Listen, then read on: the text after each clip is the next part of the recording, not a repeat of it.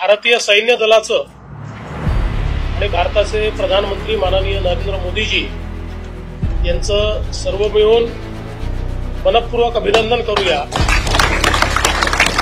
अतिशय प्रिसिशन पद्धतीनं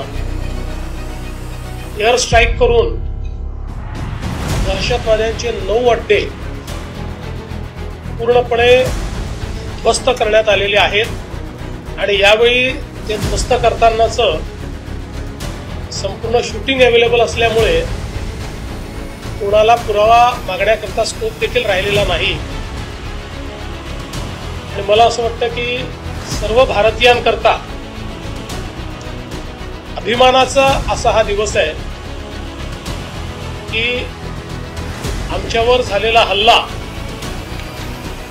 हा भारत सहन करणार नाही। भारत त्याचा योग्य पद्धतीनं बदला घेईल, तो आपण आज घेतलेला आहे। आणि विशेषतः